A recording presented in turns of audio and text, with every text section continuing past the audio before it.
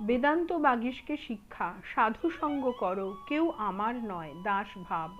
আমি ও আমার, এর নামই ঠিক জ্ঞান। হে ঈশ্বর, তুমিই সব করছো, আর তুমি আমার আপনার লোক। আর তোমার এই সমস্ত ঘর বাড়ি পরিবার আত্মীয় বন্ধু সমস্ত জগৎ সব তোমার, আর আমি সব করছি, আমি কর্তা।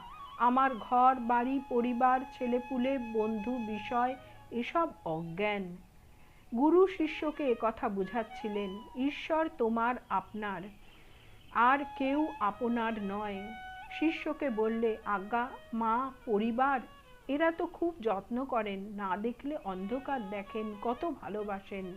গুরু বললেন, ও তোমার মনের ভুল, আমি তোমায় দেখিয়ে দিচ্ছি কেউ তোমার নয়।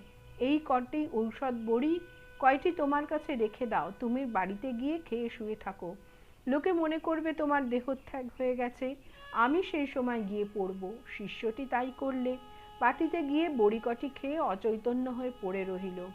মা পরিবার বাড়ির সকলে কান্নাকাটি আরম্ভ করলে। এমন সময় গুরু কবিরাজের বেশে গিয়ে উপস্থিত। সমস্ত শুনে বললেন, আচ্ছা এর ঔষধ আছে, আবার বেঁচে উঠবে, তবে একটি কথা আছে, এই ঔষধটি আগে একজন আপনার লোকের খেতে হবে, তারপর ওকে দেওয়া যাবে। যে আপনার লোক ওই বড়িটি খাবে তার কিন্তু মৃত্যু হবে।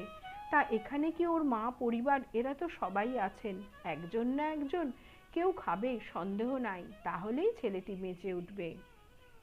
পরবর্তী অংশ পরবর্তী পর্বে। জয় ঠাকুর।